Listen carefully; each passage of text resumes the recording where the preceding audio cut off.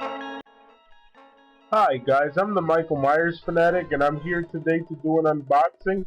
I usually don't do these, but whenever I get something that I really like, I like to share it with you guys. You guys are awesome, you're the best. And as you know, I'm a big Twilight Zone fan. And that's what I believe this to be. At least that's what it better be, or I'm going to be upset and very angry. And you wouldn't like me when I'm angry. I was going to review the Twilight Zone from the 1980s. I still might, but as of right now, that's not going to happen. So, let's get started. This came all the way from Poland, by the way, so it's in Polish. Even if I show you the case, the front and the back of the case, you wouldn't be able to read it anyway, unless you're Polish. But other than that, you wouldn't be able to read it unless you can speak Polish. But anyway, let's get started. This allegedly has James Earl Jones and some chick named Amy Irving in it. And James Earl Jones took over for Rod Serling because Rod Serling was already dead, so obviously he couldn't be in this. I'm going to review this after I watch it, by the way. So let's get started. Here we go.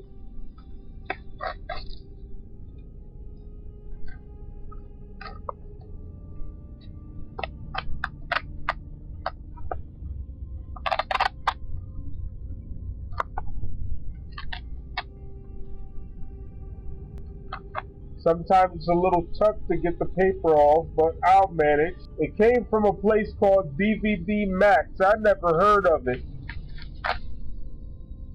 until recently. By the way, if you guys want this, I'll put it in the description box if you want the link to order this. Wow, they really wrapped it up good.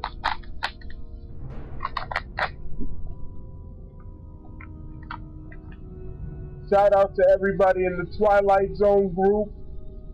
I want to thank you guys for being so nice to me. They were very friendly to me. As soon as I joined the group, they all said hello. So thank you for that. That was very nice of you. Here's the slip that comes with it. Like I can read this anyway. It's in Polish. It shows me how to operate it, so I better keep this. Some of it got ripped off, but hopefully all goes well. Some of you might be wondering why I chose to order it in Polish. You know, this is the only version they had, obviously. They don't have it in English or an American version. That's what I don't understand about Twilight Zone. It was an American movie, but you can only get it in Poland. Yeah, that makes sense. Anyway, here it is. See it? That's what it looks like.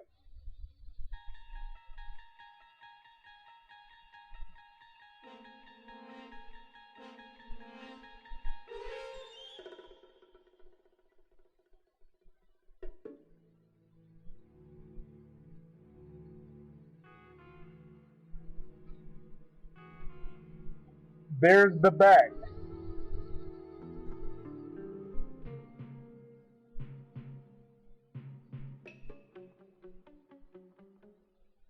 Thank you guys for watching. I'm going to crack this open and give it a watch now. I'm the Michael Myers fanatic. I approve this message. Make sure you guys get this and take that journey with me out of this world and into the Twilight Zone. Alright guys, time to get on with the rest of the video. I hope you liked my unboxing earlier in the video. The movie was released, I believe, May 20th, 1994 by CBS, and it was a telefilm, which means it was made for TV only. It was not released in theaters. And for some unknown reason, they released it in 2008. The first story stars Amy Irving as Melissa Sanders, and she has this boyfriend named James. Apparently he did something to offend her, so he dresses up like a clown to make her laugh in hopes that she'll forgive him. Then he's like, "Will you marry me?" And she basically puts it off. And she goes to the movie theater to watch a movie called Girl Friday. Little does she know, she's actually walking into the so-called Twilight Zone. And then that's when all this creepy stuff starts happening to her. And you might say, well, what happens to her? Every conversation that she has with her boyfriend, she sees it on the movie screen. And when she starts going for a walk, she keeps seeing a bus that says March 20th. So she takes that as a premonition that she's going to die, or that something ominous is going to happen to her on Sunday, March 20th, 1994. And of course, James doesn't believe her. He makes fun of her. He says, well, next time I'll go to the theater with you, and then they can check both of us into a nice mental institution. So she sees it again, and he tells her, don't go back again. And he tells her that just because she has a premonition about the future, it doesn't have to be her absolute future. It could just be a potential future. It doesn't mean she's certainly going to die on March 20th, 1994. It just means that could happen. It doesn't mean that will happen. But anyway, he also tells her, you've got to live your life to the fullest. See, I like this one because it sort of reminded me of that movie Premonition with Julian McMahon and Sandra Bullock. And Forrest Whitaker had a similar story in his version of the Twilight Zone, where a woman kept seeing a mysterious bus because she wasn't living her life to the fullest. And I wonder if Forrest Whitaker and the rest of them took that idea from this story, because Forrest Whitaker's Twilight Zone came out in 2002. This is 1994, so 8 years apart. But long story short, she does end up dying on March 20th, 1994, proving that she should have lived her life to the fullest. You have to live your life like it's your last day, because one day it really will be. And that's the moral of the story.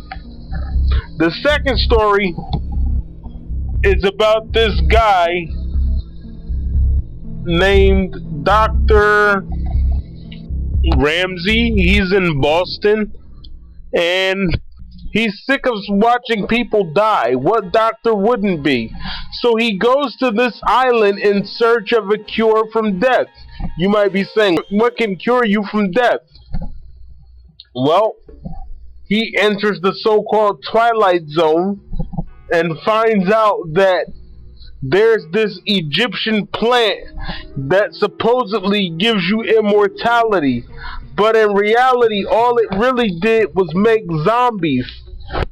And this one lady that he was interested in, named Susan, reveals to him that she was one of the zombies, and that she died at 8 years old from scarlet fever.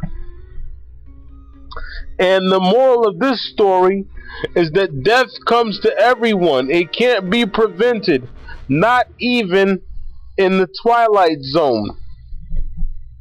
I don't really like that story, so I didn't spend a lot of time on it. I enjoyed the theater better.